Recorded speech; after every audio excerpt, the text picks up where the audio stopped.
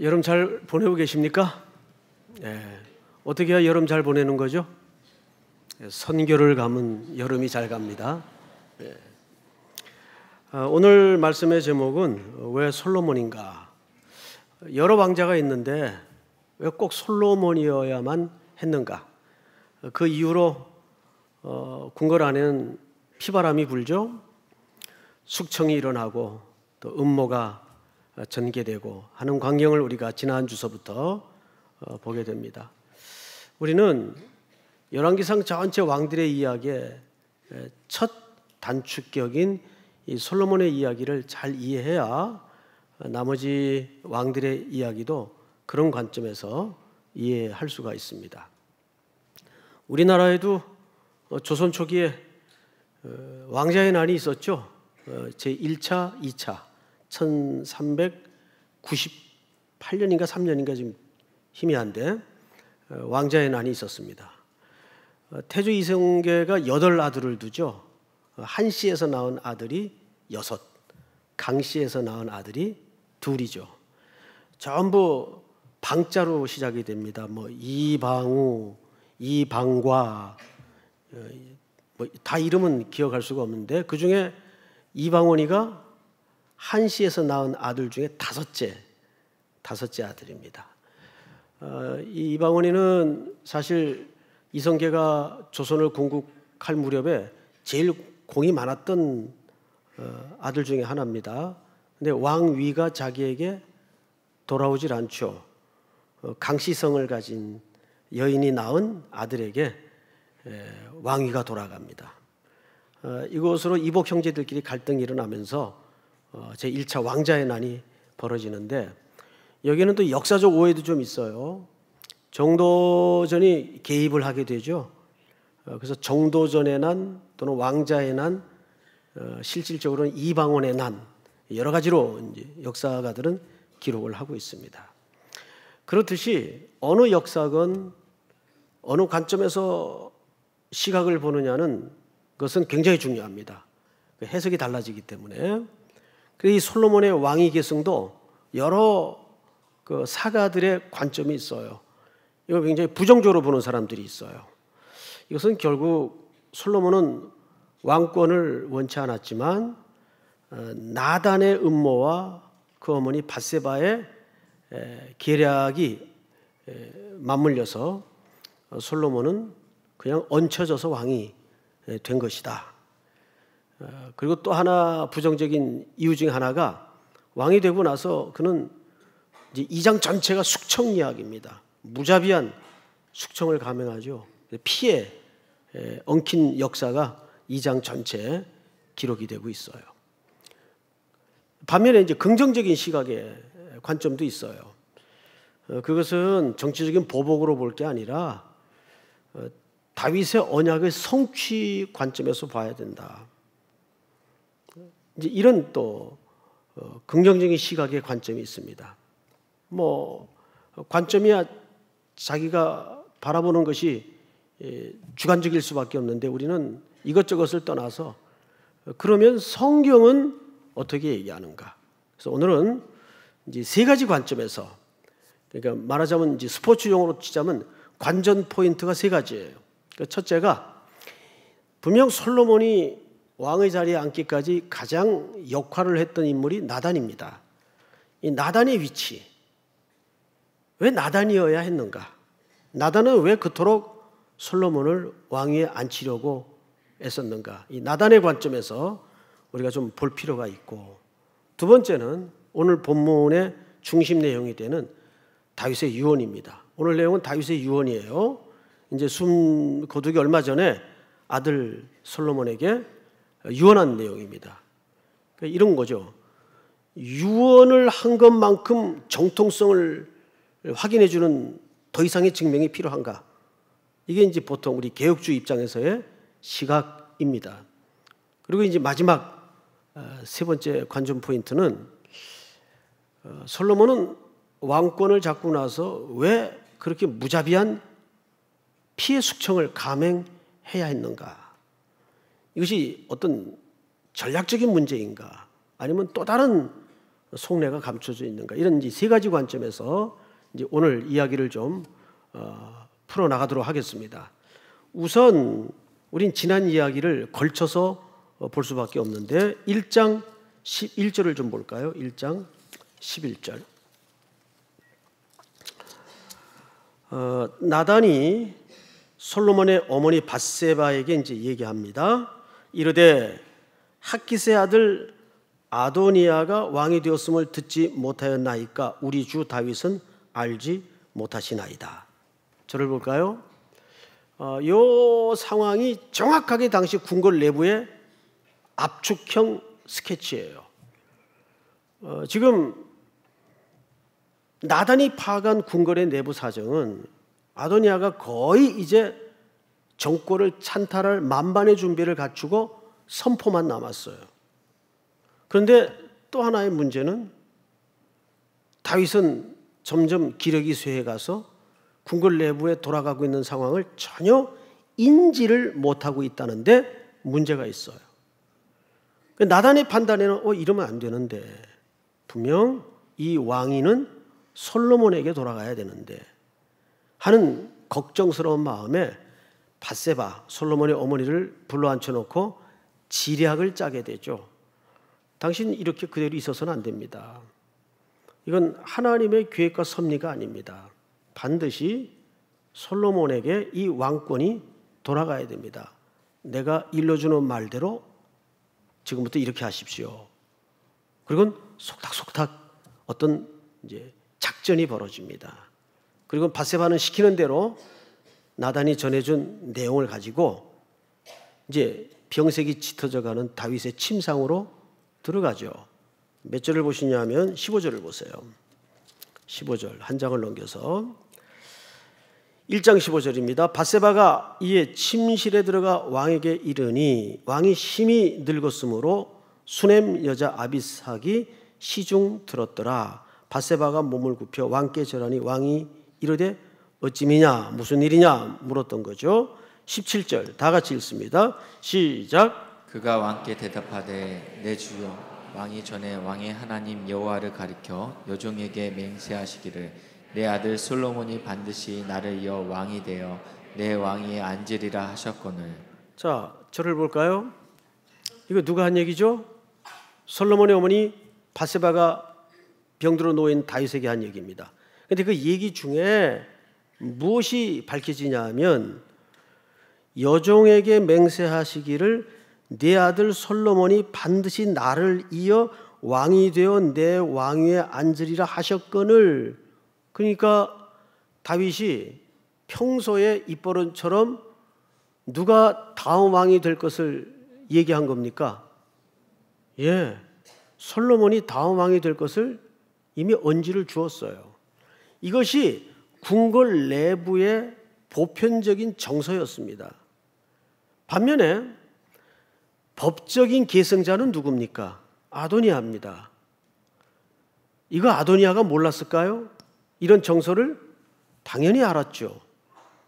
당연히 알았죠. 그래서 아도니아가 음모를 꾸밉니다. 여러분 다시 앞으로 넘겨서 5절을 한번 볼까요? 그때에 핫깃의 아들 아도니아가 스스로 높여서 이르기를 내가 왕이 되리라 하고 자기를 위하여 군대를 준비하죠. 병거, 기병, 호위병 50명을 준비합니다. 이게 누구 하던 일과 똑같으냐 하면 다윗의 집을 뒤엎고 반란을 일으켜 잠시나마 왕 노릇을 했었던 압살롬의 행동과 똑같아요. 압살롬도 모반을 일으킬 때 먼저 자기를 보호할 군사를 일으켰습니다. 그리고 아도니아가 이어서 이런 음모를 꾸밉니다. 6절 그는 압살롬 다음에 태어난 자여 용모가 심히 준수한 자라 그의 아버지가 네가 어찌하여 그리하 했는가 하고 하는 말로 한 번도 그를 섭섭하게 한 일이 없었더라. 이게 막 자랐다는 얘기죠. 7절 아도니아가 스루야의 아들 요압과, 요압은 군부의 수장입니다.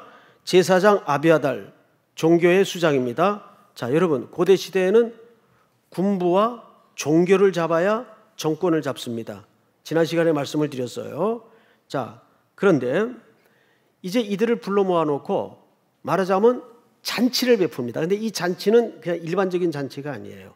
말하자면 선포식을 준비하고 있는 겁니다. 이때 여실히 아도니아의 속내가 드러난 것이 마지막 절에 보면 10절에 이렇게 돼 있어요.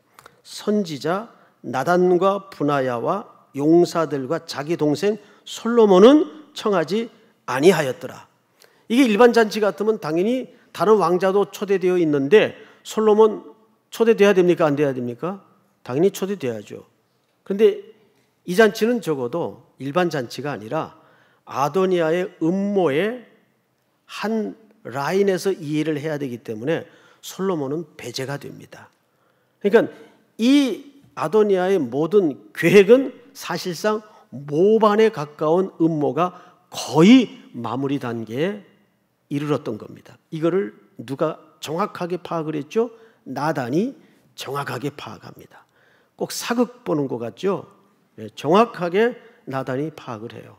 그리고 이제 그 심부름으로 밧세바가 다윗 왕 앞에 들어간 겁니다. 다시 본문으로 돌아가서 몇 절을 보시냐면 18절을 보세요. 1장. 이제 아도니아가 왕이 되었어도 내 주 왕은 알지 못하시니이다. 그가 수소와 살진 송아지와 양을 많이 잡고 왕의 모든 아들과 제사장 아비아달과 군사령과 요압을 청하였으나 왕의 종 솔로몬은 청하지 아니하였나이다. 이게 팩트예요. 여기까지 하고 밧세바는 슬쩍 물러납니다. 그리고 그때 마침 근처에 나단이 대기하고 있다가 사람의 안내를 받아서 나단이 들어가요. 자, 이렇게 된 거예요. 밧세바의 역할과 나단의 역할은 달라요. 밧세바는 뭐만 전달한 겁니까? 팩트만 전달한 거예요. 그럼 이제 나단이 들어가서 뭐 해야 돼요? 그 팩트에 의미를 부여해야 됩니다. 역할이 달라요. 자, 이제부터 나단의 역할이 어떻게 되는가를 보십시다. 22절. 밧세바가 왕과 말할 때 선지자 나단이 들어온지라 어떤 사람이 왕께 말하여 이르되 선지자 나단이 여기 있나이다 하니 그가 왕 앞에 들어와서 얼굴을 땅에 대고 왕께 절하고 이르되 내 주 왕께서 이르시되 아도니아가 나를 이어 왕이 되어 내 왕위에 앉으리라 하셨나이까? 라고 뻔히 아는 질문을 합니다. 이건 일부러 한 질문이죠. 왜 이런 질문을 했을까요? 지금 아도니아의 음모를 전혀 감지하지 못하고 있는 다윗에게 그 음모를 드러내기 위해서입니다. 몰라서 다윗에게 질문을 한 게 아니에요. 자, 그 다음에 보십시다. 25절 다 같이 읽습니다. 시작. 그가 오늘 내려가서 수소와 살찐 송아지와 양을 많이 잡고 왕의 모든 아들과 군사령관들과 제사장 아비아달을 청하였는데 그들이 아도니아 앞에서 먹고 마시며 아도니아 왕은 만세수를 하옵소서 하였나이다. 자, 이건 누가 한 말과 똑같이 앞에 밧세바가 한 말과 똑같아요. 똑같은 말을 두 번 기록한 것은 무엇 까닭이죠? 이것은 그 음모가 확실하다는 증거로 두 번 나단을 통해서 밧세바를 통해서 다윗 귀에 들려줍니다. 이 이야기를 다윗이 비록 육신의 기력은 쇠하여 갔지만 아직 정신력은 명료했던 것 같아요. 깜짝 놀랍니다. 그리고는 밧세바를 다시 불러요. 자, 몇 절을 보시냐면 28절을 보세요. 다윗 왕이 명령하여 이르되 밧세바를 내 앞에 부르라 하매 그가 왕의 앞으로 들어가 그 앞에 서는지라 왕이 이르되 내 생명을 모든 환난에서 구하신 여호와께서 살아계심을 두고 맹세하노라. 30절 다 같이 시작. 내가 이전에 이스라엘의 하나님 여호와를 가리켜 내게 맹세하여 이르기를 내 아들 솔로몬이 반드시 나를 이어 왕이 되고 나를 대신하여 내 왕이 앉으리라 하였으니 내가 오늘 그대로 행하리라. 자, 여러분 여기에서도 다윗이 뭐라 그러죠? 네게 맹세하여 이르기를 네 아들 솔로몬이 반드시 나를 이어 왕이 되고 나를 대신하여 내 왕위에 앉으리라 하였으니 자기가 입버릇처럼 했던 말을 지금 기억하고 있어요? 밧세바가 일방적으로 한 말이에요. 기억하고 있죠. 밧세바가 일방적으로 음모를 꾸민 말이 아니에요. 이 사람이 기력이 가물가물해지니까 아무 말이나 해도 걸려들겠지. 그런 음모론적 차원에서 한 말이 아니에요. 이것은 정확하게 다윗이 기억하고 있는 내용이었어요. 그리고 온 천하에 다윗이 내 다음을 이어 왕위에 앉을 것이다라고 공포를 하고 모든 백성이 그 앞에 절하고 다윗이 드디어 왕 위에 오릅니다. 그리고 이제 오늘 본문이 왕위에 오른 솔로몬 아들에게 다윗이 유언을 설명하는 거예요. 여러분, 그러면 다윗의 유언적 차원에서 내용을 보면 이렇게 되어 있습니다. 3절 2장 3절이에요. 내 하나님 여호와의 명령을 지켜 그 길로 행하여 그 법률과 계명과 율례와 증거를 모세 율법에 기록된 대로 지켜라. 그리하면 네가 무엇을 하든지 어디로 가든지 형통할지라. 4절 다 같이 읽겠습니다. 시작. 여호와께서 내 일에 대하여 말씀하시기를 만일 내 자손들이 그들의 길을 삼가 마음을 다하고 성품을 다하며 진실이 내 앞에서 행하며 이스라엘 왕위에 오를 사람이 내게서 끊어지지 아니하리라 하신 말씀을 확실히 이루게 하시리라. 자, 여러분, 이것은 다윗의 유언이에요. 이 유언 속에 4절 보니까 기가 막힌 얘기가 있어요. 그렇게 하면, 하나님의 말씀을 잘 따르면 이스라엘 왕위에 오를 사람이 내게서 끊어지지 아니하리라 하신 말씀을 확실히 이루게 하시리라. 여러분, 이것보다 왕권에 대한 정통성을 보장해 주는 표현이 있을까요? 두 군데도 있을 수가 없어요. 왕 다윗이 직접 솔로몬에게 한 말입니다. 이런 걸로 보아서 솔로몬의 왕권은 인간의 계략과 지략을 통해서 찬탈된 왕권이 아니에요. 그리고 그는 왕위에 오르자마자 세 번째로, 이제 세 번째 관전 포인트죠. 무서운 숙청 작업을 벌이기 시작합니다. 그 첫 번째 인물이 아도니아예요. 다윗은 죽어요. 헤브론에서 7년, 예루살렘에서 33년, 총 40년을 통치하다가 그는 조상의 길로 갑니다. 자, 12절을 볼까요? 솔로몬이 그의 아버지 다윗의 왕위에 앉으니 그의 나라가 심히 견고하니라. 이렇게 다윗은 조상과 함께 잠이 들죠. 이때부터 이제 세 번째 관전 포인트인 무서운 숙청 바람이 붑니다. 첫 번째 인물이 아도니아인데, 아도니아는 왜 죽나? 그는 왕권을 가지려고 했던 야욕 때문에 죽는 게 아니에요. 사실은 한번 그는 자비를 얻습니다. 그런데 어느 날 솔로몬이 왕권에 오른 다음에 이 아도니아가 솔로몬의 어머니 밧세바를 찾아와요. 밧세바가 흠칫 놀래서 화평을 위함이냐 물어요. 화평을 위함입니다. 얘기하시오.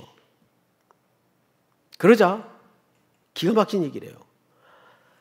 아버지가 생전에 마지막 첩으로 데리고 있었던 수냄 여인 아비삭을 제 아내로 주십시오.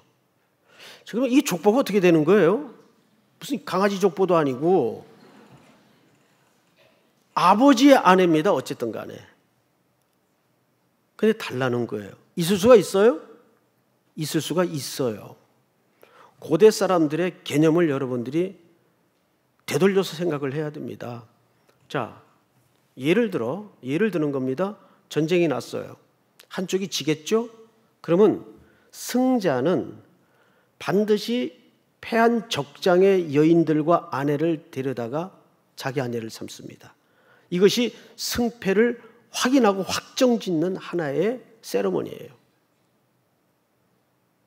그런데 이런 비슷한 일들이 앞의 역사에 언제 벌어졌는가 하면 압살롬에 의해서 벌어집니다.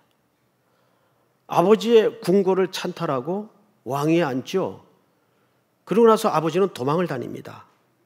아들을 피해서. 그때 압살롬이 궁궐에 들어가서 궁궐 옥상에 툭 트인 천막을 쳐놓고 백주대낮에 사람들이 보는 앞에서 아버지 다윗의 여인네들을 겁탈하는 끔찍한 장면이 사무엘하에 기록되어 있어요. 그것은 천륜을 어긴 것을 넘어서 무슨 뜻인가 하면 자기가 이 왕권에 대한 확실한 승리자라는 것을 확인하는 작업이에요.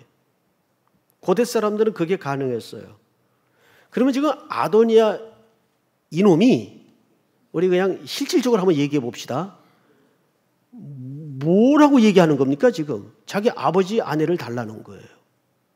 첩인 상황이지만 그런데 더 이상한 것은 바세바입니다. 이러면 자기 선에서 말도 안 되는 소리 하지 말라고 내쫓았거나 잘라야 될 거 아니에요. 이걸 안건이라고 턱 받아가지고 자기 아들한테 갖다가 얘기를 합니다.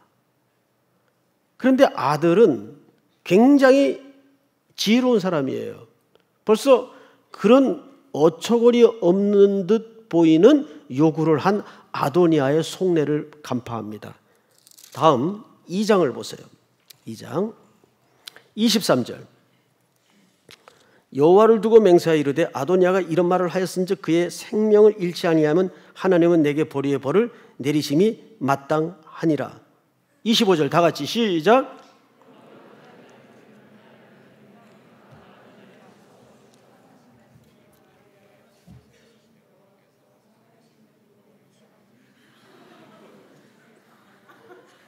끝났어요. 자, 2장 25절 맞죠? 예, 2장 25절 우리 한번 다시 읽습니다. 시작. 여호야다의 아들 분야야를 보내매 그가 아도니아를 쳐서 죽였더라. 그러니까 아도니아는 한 번 자비를 입었음에도 불구하고 그는 이미 뒤집어진 정권에 대한 야욕을 아직도 포기했다는 얘기입니까? 못했다는 얘기입니까? 포기하지 못했다는 얘기예요. 그래서 솔로몬에 의해서 사실상 처형이 됩니다. 그 다음에 두 번째는 26절입니다. 왕이 제사장 아비아들에게 이르되 네 고향 아나돗으로 가라. 이 제사장은 아도니아 편에 섰던 제사장이죠. 그리고 그를 아나돗으로 추방합니다. 이 제사장은 죽이진 않아요. 제사장이었기 까닭에. 그런데 고향으로 쫓겨보낼 때 파직을 시켜서 보냅니다. 여러분 27절을 볼까요? 시작. 아비아다를 쫓아내어 여호와의 제사장 직분을 파면하니 여호와께서 실로에서 엘리의 집에 대하여 하신 말씀을 응하게 함이더라. 이 아비아들이 누구 집안의 제사장입니까? 엘리 집안의 제사장이에요. 사무엘상에 보면 이 엘리 제사장에게 이미 그들 가계를 통해서 젊은이가 나지 않을 것이고 하나님의 저주가 임할 것을 그리고 모든 직분이 끊길 것을 예언합니다. 그대로 성취됩니다. 그 다음에 인물이 누구냐면 요압입니다. 요압은 군사령관이죠. 그가 죽어요. 이건 정치적인 보복이 아니에요. 그 죽은 이유를 이렇게 설명하고 있습니다. 31절을 볼까요? 왕이 이르되 그의 말과 같이 하여 그를 죽여 묻으라. 요압이 까닭 없이 흘린 피를 나와 내 아버지 집에서 네가 죄하리라. 이 말은 전쟁 때에 사람을 죽인 게 아니라 평화로울 때 자기보다 착한 사람들을 몰래 죽였어요. 그 죄를 묻는 겁니다. 자, 32절을 한번 같이 읽겠습니다. 시작. 여호와께서 요압의 피를 그의 머리에 돌려보내실 것은 그가 자기보다 의롭고 선한 두 사람을 쳤음이니 곧 이스라엘 군사령관 넬의 아들 아브넬과 유다 군사령관 예델의 아들 아마샤를 칼로 죽였음이라. 이 일을 내 아버지 다윗이 알지 못하셨나니 그들의 피는 영영이 요압의 머리와 그의 자손의 머리로 돌아갈지라도 다윗과 그의 자손과 그의 집과 그의 왕위에는 여호와께로 말미암는 평강이 영원히 있으리라. 이렇게 해서 군사령관 요압도 숙청이 됩니다. 이제 마지막 시므이가 남았어요. 36절서부터는 시므이에 대한 처형인데 이 인물이 아주 재미있는 인물이에요. 압살롬이 다윗을 거스려 반역을 일으켰을 때 다윗이 도망을 다녔어요. 도망 다니는 그 군주 다윗의 뒤통수에다 대고 이 시므이가 피 흘린 자여 가거라 가거라 비루한 자여 하면서 조롱을 퍼부었던 인물입니다. 근데 후에 정권이 회복되고 나서 다윗이 시므이를 죽이질 않고 관용 정책을 펼칩니다. 그거 다 끌어안아요. 그래서 솔로몬도 왕위 오른 다음에 아버지의 유지를 받들어서 이를 숙청하지 않습니다. 단 주거 제한 조치를 내립니다. 예루살렘에만 살 것이며 기드론 시내를 건너지 말라. 기드론 시내를 건너지 말라는 말은 예루살렘을 떠나지 말라는 또 다른 표현이에요. 처음에 말을 잘 들어요. 그런데 3년 후에 희한한 일이 일어납니다. 이 시므이 종 둘이가 도망을 가요. 저기 멀리 아기스 왕 쪽으로.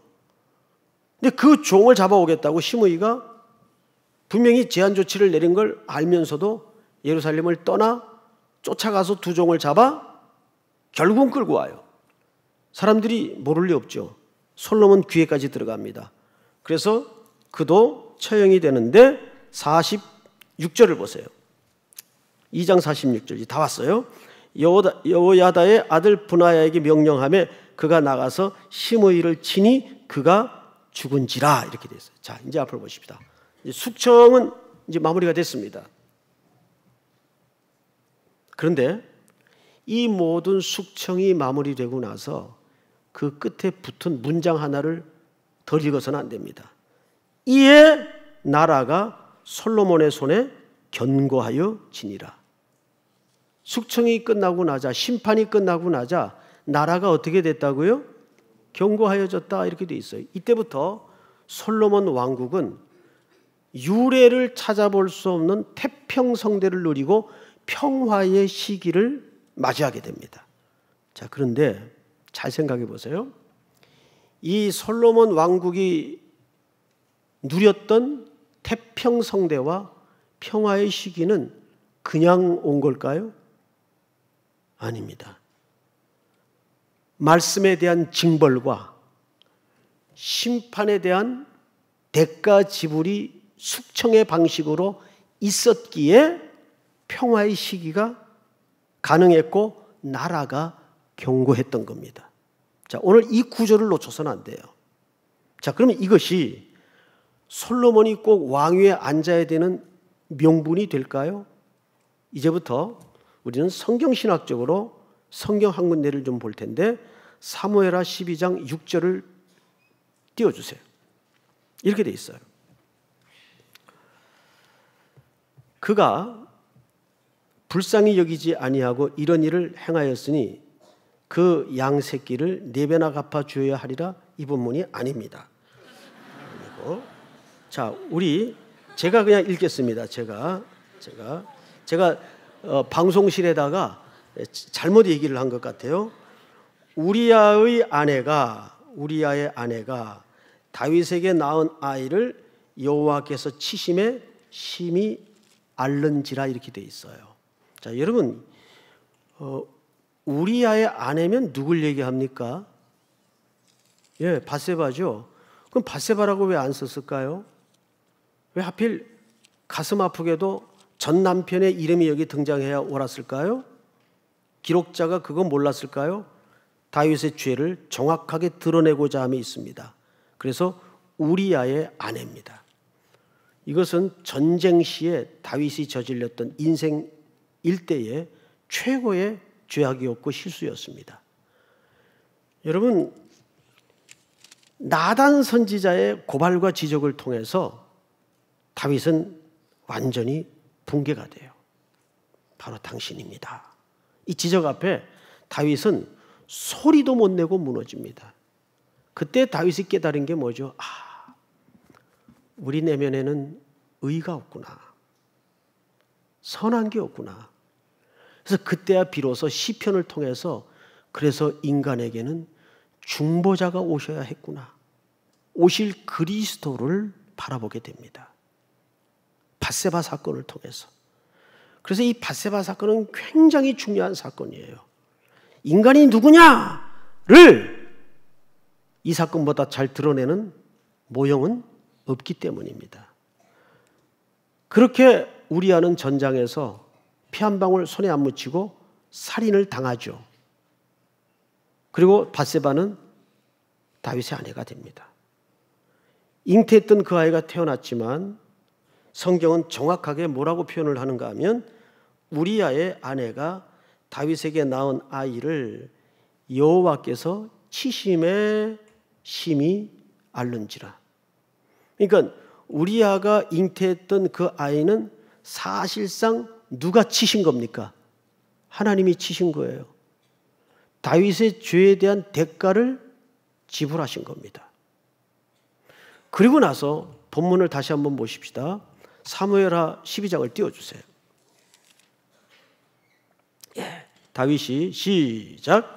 다윗이 그의 아내 밧세바를 위로하고 그에게 들어가 그와 동침하였더니 그가 아들을 낳음에 그의 이름을 솔로몬이라 하니라.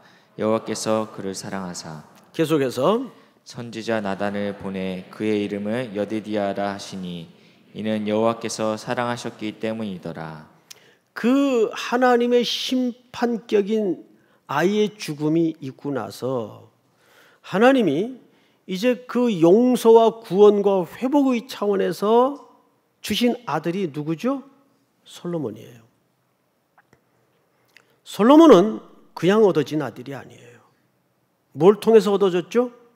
죄에 대한 심판을 통해서 솔로몬이 얻어집니다. 그리고 솔로몬에게 나단 선지자를 통해서 또 하나의 이름이 붙여지는데 여디디아라는 이름이 붙여져요. 솔로몬의 또 다른 이름인 거 알고 계셨습니까? 근데 그 여디디아라는 이름 뜻이 무슨 뜻인가 하면 하나님께로부터 사랑을 입은 자, 용서를 받은 자, 우리식으로 얘기하면 구원을 받은 자란 뜻입니다. 여러분, 이와 똑같은 이름으로 불려졌던 또 한 명의 인물이 있죠. 누구죠? 그리스도입니다. 예수님이 이 땅에 태어나신 다음에 그 예수란 이름은 저가 자기 백성들의 죄를 구원하실 자임이라, 이런 의미예요. 그리고 그가 그 구원의 역사를 위해서 요단강에서 세례 요한에게 세례를 받으시기 위해서 나옵니다. 그리고 세례를 받으시고 나서 강 위로 올라오시는데 그때 하늘이 열려요. 열리면서 하나님이 친히 음성을 발하여 주신 말씀이 뭐냐면 이는 내 기뻐하는 자요 내 사랑하는 자라. 그러니까 솔로몬의 이 일생 속에는 누구의 예표가 감추어져 있는 겁니까? 오실 그리스도의 예표가 감춰져 있는 거예요. 솔로몬의 왕국이 평화의 시대를 누렸지만 심판이 전개되었고 죄에 대한 대가가 지불된 후의 결과로 평화가 왔듯이, 여러분, 우리에게 주어진 구원, 우리에게 주어진 하늘의 샬롬은 그냥 온 걸까요? 아들 예수 그리스도가 이 땅에 오셔서 그 십자가에다가 죄의 대가를 지불하시고 심판을 받으셨기 때문에 그 결과로 우리에게 뭐가 온 거예요? 하나님의 나라가 임한 거예요. 평화의 나라가 임한 거예요. 샬롬의 나라가 임한 겁니다. 믿습니까? 왜 솔로몬이어야만 하는가? 이 솔로몬의 출생 과정에서부터 하나님은 내가 세우는 나라는 어떤 나라여야 하는가를 솔로몬 인생 속에 감추어 놨던 겁니다. 그래서 솔로몬이어야 했던 거죠. 그래서 이것은 일반 역사와는 달라요. 그렇다면 우리에게 주어지는 삶의 과제는 무엇이어야 합니까? 우리 각자가 하나님의 나라입니다. 우리 각자가 그리스도의 교회입니다. 그러면 우리의 마음속에 견고하게 세워지고 자리 잡아야 할 왕국은 그 가치관이 무엇이어야 할까요? 샬롬입니다. 샬롬. 내가 죽어지고 내가 낮아지고 내가 대가로 지불되어서 이 땅에 화평의 제물이 되는 거예요. 그것이 예수님이 남은 고난을 채우라는 명령 속에 감춰져 있는 겁니다. 그것이 오늘날 교회가 그리고 성도들의 삶의 현장에서 순종되어져야 될 중요한 몫입니다. 선교지에서 선포되어야 될 하나님의 나라의 샬롬입니다. 그 샬롬은 거저 얻어지거나 주어지는 샬롬이 아니라 그리스도의 죽음과 희생과 죄에 대한 징벌과 말씀에 대한 징벌을 통해서 율법 아래 우리는 죽을 수밖에 없었는데 대신 죽으신 그 죽음을 통해서 하나님의 샬롬이 나에게 임한 거죠. 오늘 이 나라로 사는, 이 왕국으로 사는 여러분들의 바실레아는 어떤 바실레아가 되어야 될까요? 어떤 나라가 되어야 될까요? 그것은 아도니아가 꿈꾸었던 나라가 되어서는 안 됩니다. 나단의 신적 계시의 완성을 통해서 성취된 솔로몬의 나라, 하나님의 샬롬이 주제가 되는 나라, 그런 나라를 여러분들의 현실에서, 삶에서 녹여내고 순종되어질 수 있기를 주의 이름으로 축원합니다. 다 일어나십시다. 당신은 영광의 왕,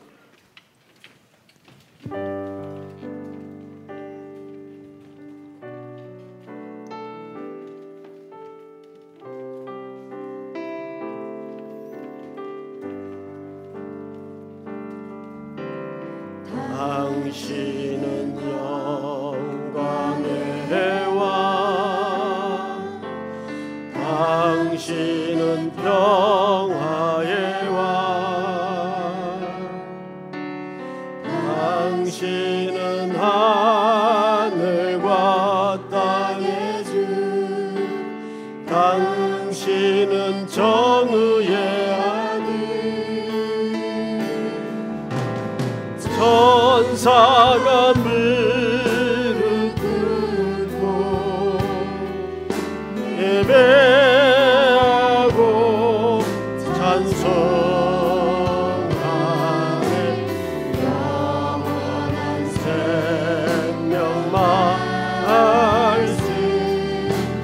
당신은 예수 그리스도 주. 호산나 다윗의 자손께, 호산나 물러왕 중의 왕, 높은 하늘엔 영광은 예수 주 메시아. 호산나 다윗의 자손께, 다윗의 자손께, 호산나 물러왕 중의 왕, 높은 하늘엔 영광은 예수 주 메시아. 우리 한번 기도합시다. 다 같이 머리 숙여 눈을 감고, 먼저는 오늘 주신 말씀을 다시 한번 단단히 붙드는 시간이 되기를 원합니다. 우리 각자는 주의 나라로 삽니다. 그 나라의 가치는 어떤 가치여야 합니까? 주님이 대신 받으신 고난을 통해 용서를 알고 그 용서를 실현하는 화평을 알고 그 화평의 메신저가 되는 나라가 되어야 됩니다. 그것은 우리 일상에서, 선교지의 현장에서 매일매일 거룩한 걸음으로, 순종으로 순종되어져야 됩니다. 또 한 주간도 그런 나라 이루게 하여 주시옵소서. 정의의 칼로 단죄만 하는 나라가 아니라, 늘 논리적으로 옳고 그름만 따지는 나라가 아니라, 기꺼이 끌어안고 손해보며 낮아지며 헐벗고 줄이며 다른 사람들이 이타적으로 유익을 보는 나라, 그것으로 기쁨을 갖는 나라. 내가 너희에게 평안을 끼치노니 내가 주는 평안은 세상이 주는 것 같지 아니하니라. 그것이 주님이 꿈꾸었던 나라의 실체입니다. 오늘도 그 나라 살게 하시고 그 나라 순종하게 하여 주시옵소서. 우리 한번 주여 부른 다음에 통성으로 다 같이 기도합시다. 주여 하나님 은혜를 주시니 감사합니다. 그런 나라 꿈꾸게 하여 주시기를 원합니다. 그런 나라